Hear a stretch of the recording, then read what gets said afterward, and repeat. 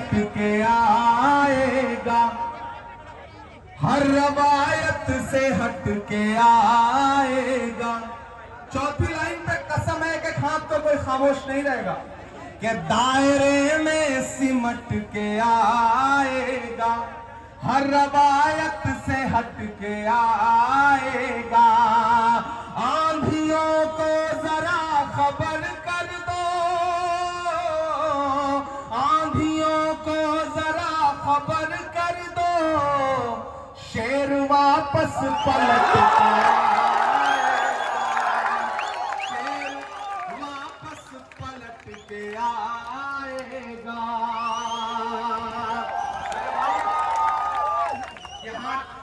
मैंने यूं ही नहीं पकड़ रखा है, कहना चाहिए कि मैं उसी फिरोजपुर झिरका में उसी बड़गली चौक पर खड़ा हूं जहां पिछली बार आया था। वही जोश वही जज्बा है कि कहां सोया है चौकीदार, कहां सोया है चौकीदार।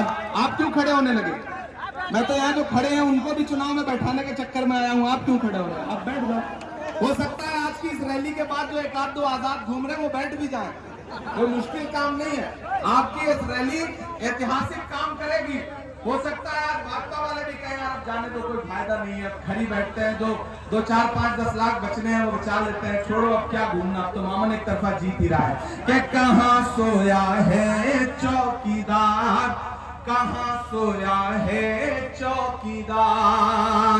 विजय माल्या नाक के नीचे से हो गया फरार, कहां सोया है चौकीदार, कहां सोया है चौकीदार। बहुत समझदार लोग हैं आप, नाम लेने की भी जरूरत नहीं पड़ती, चौकीदार बोल दो आप तुरंत समझ जाते हैं कि किसकी बात हो रही है। अच्छा, जब भी चौकीदार की बात होती है तो जो गुजरात से मेहमान आए हैं उनकी आंखों में कोई जगह नहीं हो सकती जो सांप्रदायिकता के लिए जानी जाती है, जो भाईचारे के लिए जानी जाती है, जो यहाँ हिंदू मुस्लिम एकता के लिए जानी जाती है, धर्म तहजीब के लिए जानी जाती है। बातें बहुत करनी थी, जी के सामने फिर कभी करेंगे। मैं उनका एक बार और हमारे एक ड्राइवर ज्यादा हुआ करते थे, उन पे भी एक ऐसा कानून आए हैं जो 50 से बाहर है। सब कुछ आप देख रहे हो। मैं ये भी कह सकता हूँ, इससे भी मैं संकोच नहीं करूंगा। जैसे हालात हमारे 1947 में थे, आज भी वैसे हालात आज भी मेवात के हैं। कोई डेवलपमेंट, कोई विकास नहीं है। मैंने विधानसभा में कहा था कि हमको एक इंटरनेशनल स्टेडियम दे दीजिए कि हमारे बच्चे भी रोहतक जी, सोनीपत, कुरुक्षेत्र की तरह वहाँ रेसलिंग में तैयारी करेंगे। और मुझे विश्वास है कि हमारे नौजवान बच्चे इतने टैलेंटेड हैं, इनको एक बार भी ट्रेनिंग मिलेगी तो सबसे पहले हिंदुस्तान में ओलंपिक में गोल्ड मेडल लेकर आना होगा। इस सरकार ने नहीं सुनी हमारी, जो लाख रुपया की बात कह दी, इन्होंने आज तक हमारी आवाज नहीं सुनी। सारी बातें उठाई है, ट्रामा सेंटर मांगा आपके लिए, हाउस में हाँ कर देती सरकार, बाद में कमेटी को भेज देती, कोई जरूरत नहीं है।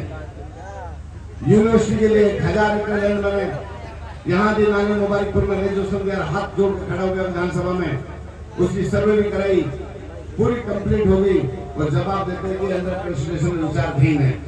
तो कहाँ है अभी सरकार ने? कुछ दिन पहले जब इलेक्शन अनाउंस नहीं होता कहते कि 4 लेन बन रहा है, कहाँ बन रहा है?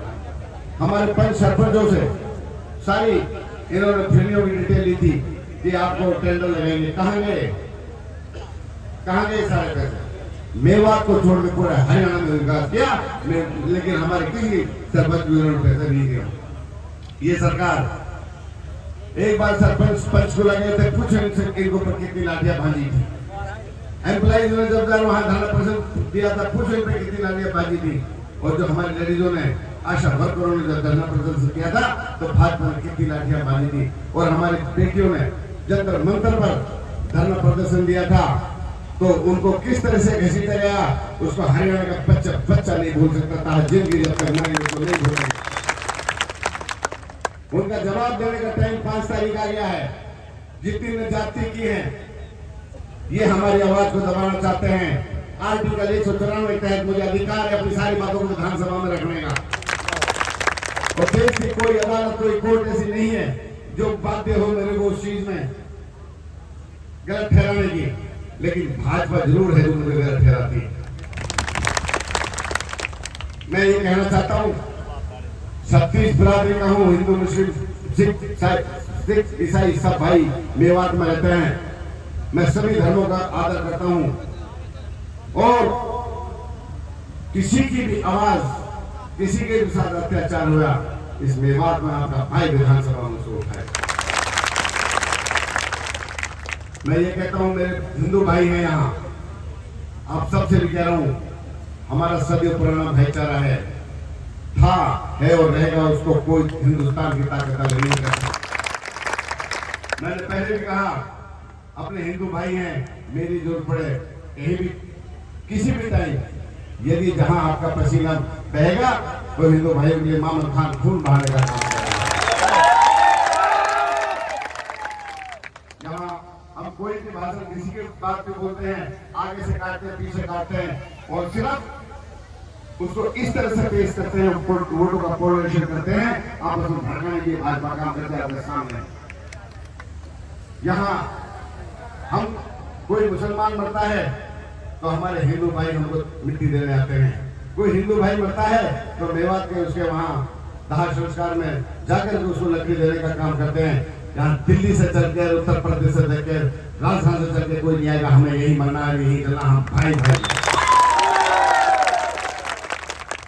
बाकी बहुत कुछ कह लिया,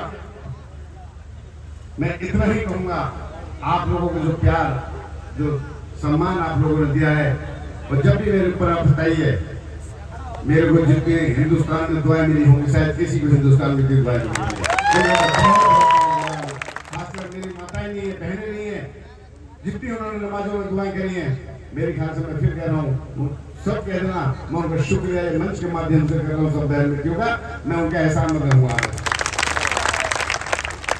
आज जो आपका प्यार है, मैं गाँव में गया हूँ, सब जगह होकर आया हूँ, जो प्यार इस बार दिया है, मुझे कभी इतनी इज्जत मान सम्मान कहीं नहीं है। जो प्यार दिया है, वो जब कहती हैं मेरी माता बहन तू जा टेंशन मत ले, मैं भी कही अपनी बहनों से, वो जाओ आप टेंशन, तो काम आपका भाई करेगा, आपको टेंशन नहीं।